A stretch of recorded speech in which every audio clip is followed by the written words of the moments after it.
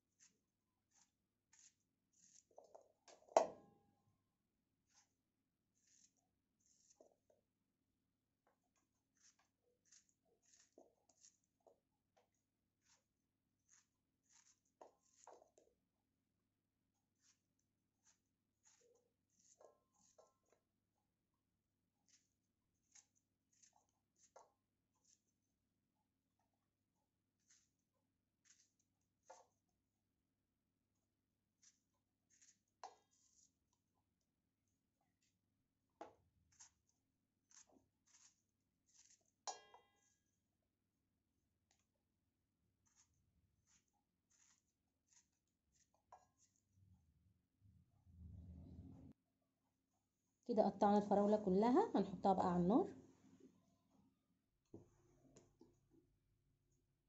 حطينا اهو الفراولة على النار اهي.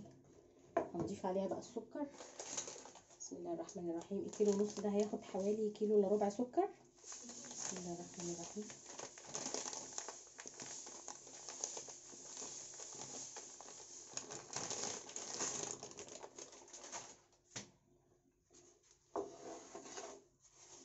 دلوقتي بقى السكر هيدوب معانا ونشوف هيبقى شكله ايه.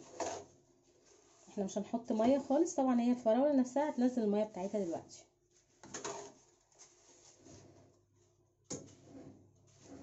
نشوف شكلها هيبقى ايه.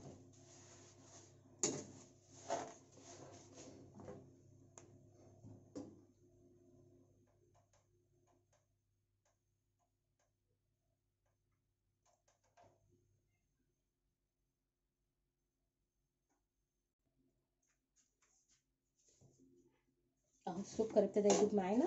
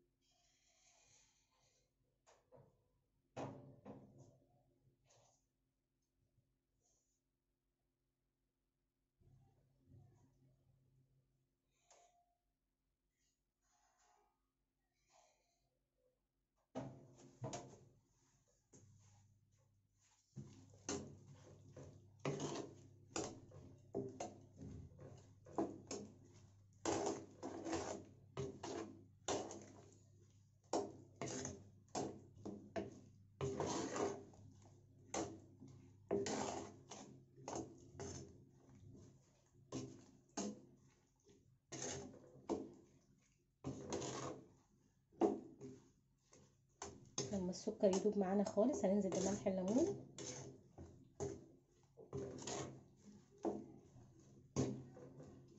ونسيبها بقى تستوي.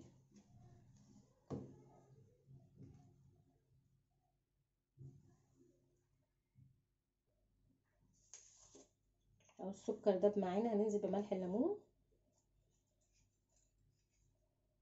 شويه صغيرين خالص اهو، اقل من ربع معلقه. بسم الله الرحمن الرحيم. ولو ليمون فريش ممكن نص ليمونه صغيره. طبعا احنا مش هنغطيها ولا حاجه، احنا هنوطي عليها النار وهنسيبها تستوي مع نفسها، بعدين هوريكم هنعمل ايه.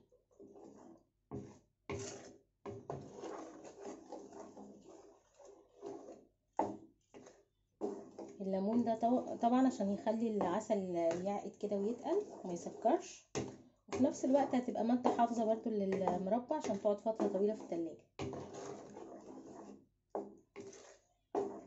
نسيبها بقى نوطي عليها ونسيبها تكمل سوا. دلوقتي اهي الفراولة ابتدت تستوي بشوكة بقى، ونبتدي نهرسها كده.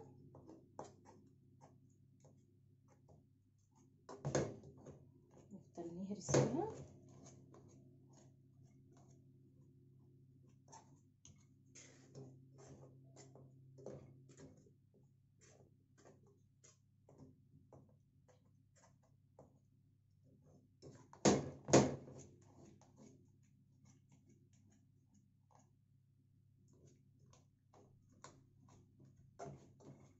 ما تستوي هتتهرس معانا بسهولة.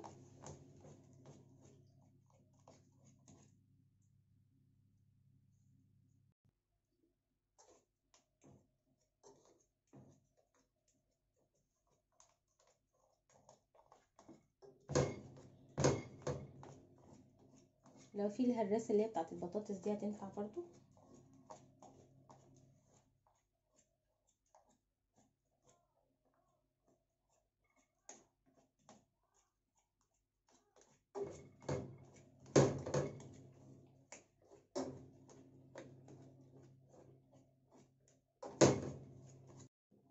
كده هي المربى استوت معانا. في ناس بقى بتقلها او بتزودها بكيس جيلي فراولة، بس احنا عشان نوفر بقى النهارده مش هنعملها بالجيلي، احنا هنعملها بمعلقه نشا. ندوب معلقه نشا بشويه ميه. بسم الله الرحمن الرحيم. هي مش اول مره اعملها يعني، بعملها كده على طول تطلع طعمها تحفه برضو. دي هتقلها شويه وهتزودها، واللي عايز يسيبها على كده برضو، مش عايز يتقلها ولا يزودها عادي، هتبقى تحفه برضو.